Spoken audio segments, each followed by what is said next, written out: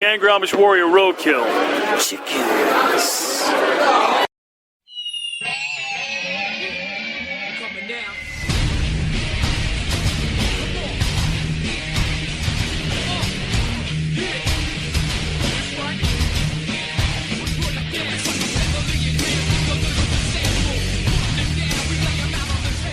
What's up, everybody? This is Coach Kev of the Damage 365 Radio Network. I want to talk to you about one of our sponsors, the Funkenstein Wrestling Superstore. That's right, you heard it. They're in Englishtown Flea Market in the Green Building, booth number 35. They have everything for your wrestling collectible needs. Check them out. They got figures, DVDs, cards, t-shirts, and even tickets to local independent wrestling circuits. They have that and so much more. Look, sitting here listening to me talk about it does not do it justice. Go check it out for yourself. The Funkenstein Wrestling Superstore in the Englishtown Flea Market, Green Building, booth number 35. Also, check them out on Facebook at facebook.com/FunkensteinINC. And tell them Coach Kev sent you.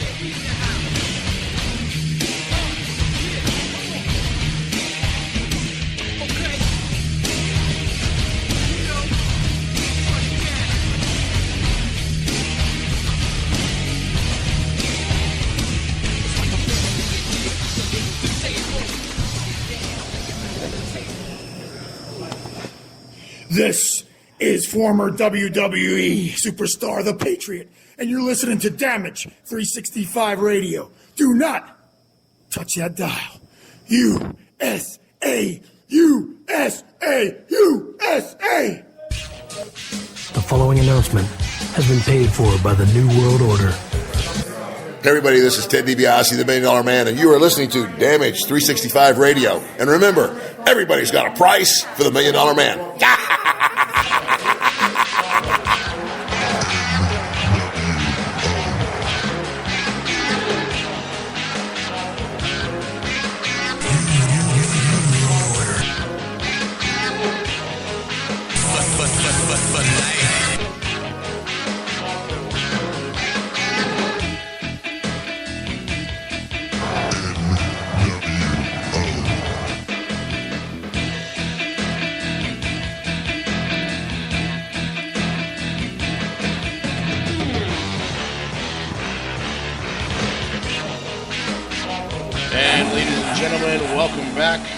From commercial break.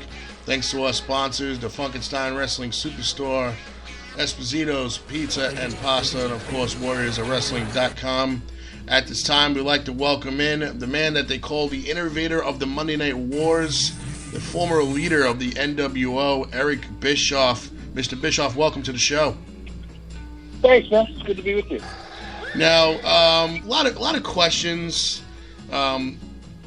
People, of course, I'm sure you've heard them all, but regarding WCW back in the day and the NWO and things like that. Now, I just got a question because I don't want to sit in the past and I want to concentrate on the future. Now, do you with the WCW and the NWO, did you feel that maybe NWO just got too big of an entity? And maybe that's one of the things that kind of contributed to, WCW going down a little bit? No, not at all. Now, they're two separate issues.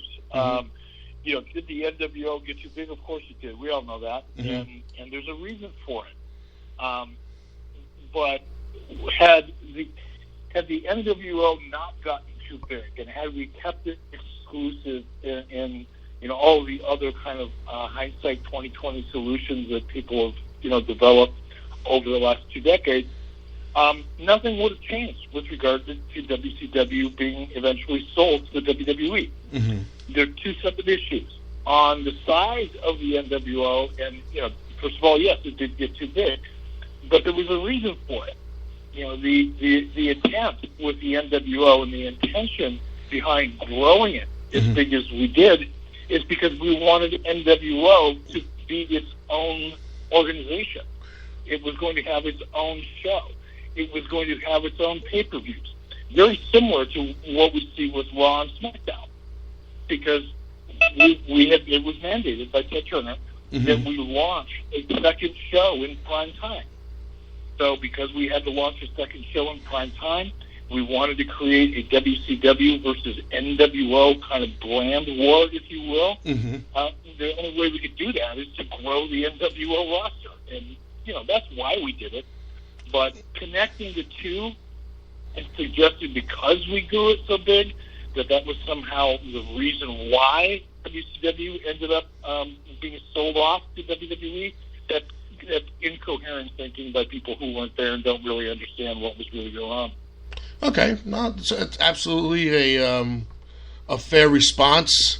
People are not back there behind the scenes. They don't know. And, with this day and age of the internet, one person says one thing and then it spreads and like wildfire. And, and that's what I mean by the narrative. It's been 20 years now, and every, so-called, expert, or people who are just, good fans, that like to go back and analyze, much the way baseball fans do, and still debate certain plays, that happened in the third game of the World Series in 1967. I mean, people live in that stuff, and as often happens, people are influenced by what they read and what they hear, and then all of a sudden, something like the NWO growing too big, which is why WCW ultimately got sold off, becomes a reality in the narrative. But when in fact they really didn't have anything to do with each other. Now, again, getting back to NWO when it's in itself, do you feel, not to overanalyze, do you feel that there might have been something or some things that could have been done to avoid the sale to WWE, that WCW would still be here? Not at all. I mean, if anybody did the research and went back, in fact, there's a really good book that, if anybody who really wants to know, or at least have a much, much better understanding of exactly what was going on behind the scenes, as you put it, I would suggest they go out and find a book. It was written by an author called Nina Monk, M-U-N-K, and the book is called Fools Rush In. And it was one of the better books I've ever read about the dynamics of the Turner AOL Time Warner merger. And if anybody were to go back and really research that question, could have anything have been done differently? The answer is emphatically absolutely not. I'll submit to you that if WCW had been continued to be beating the WWE in terms of ratings and in terms of having a healthy revenue, it would have still been sold off, because AOL Time Warner didn't want a professional wrestling entity on their books. They didn't want it. It was not the kind of property that they wanted in their portfolio. And it's pretty, it was pretty clear to me.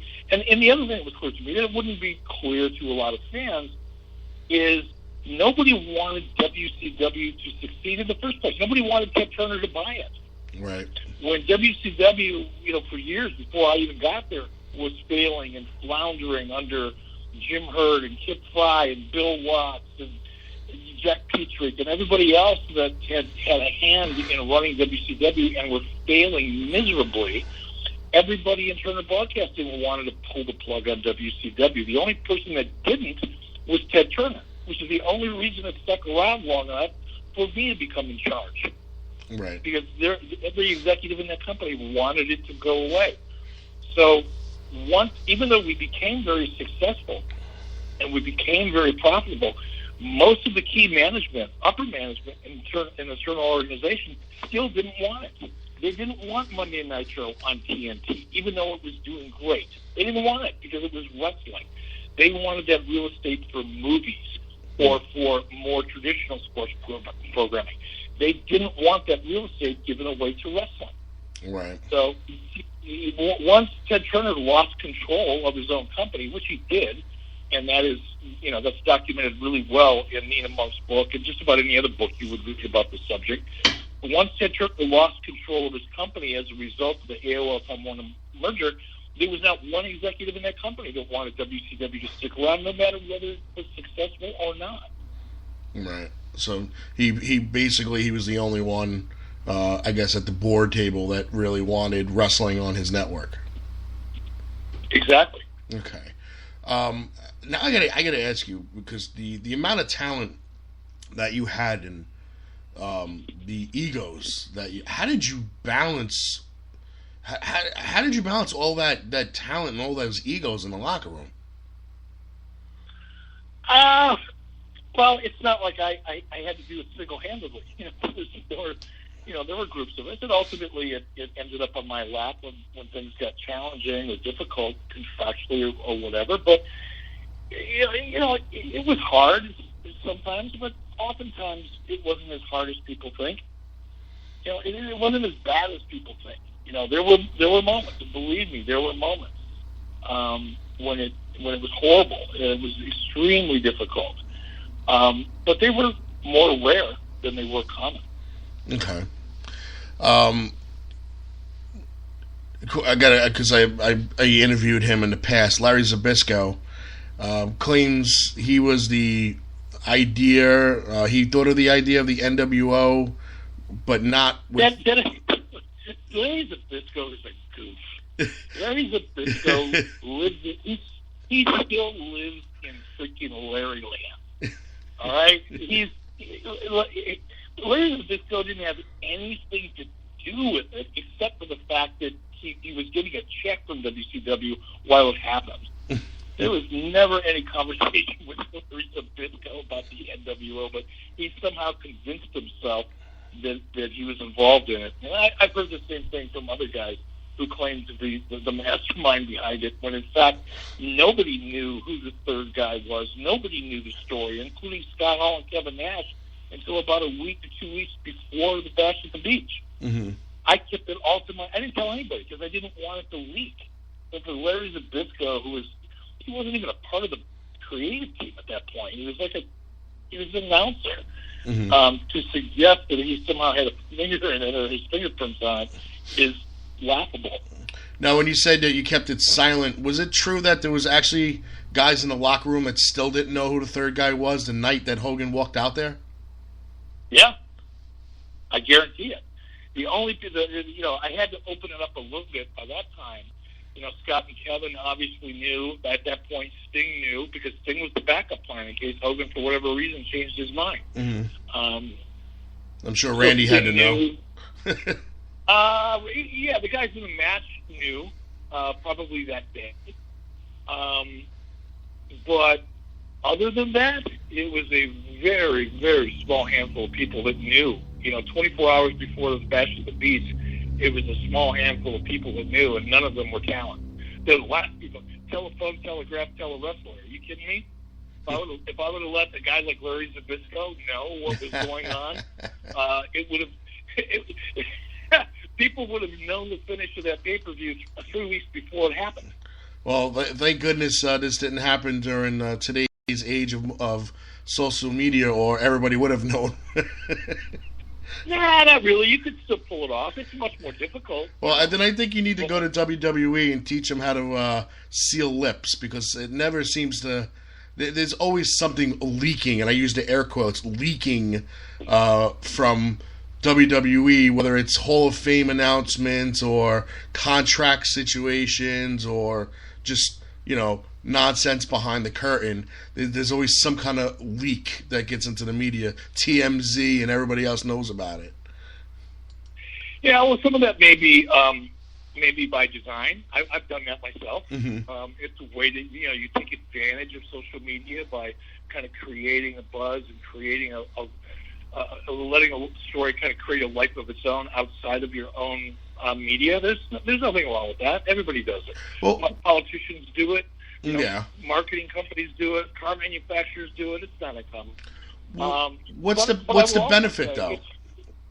What's the benefit is because you get people talking about it. Okay. it's the more the more people you get talking about your product, the more you get people talking about a situation, a storyline, a contract negotiation, whatever it may be.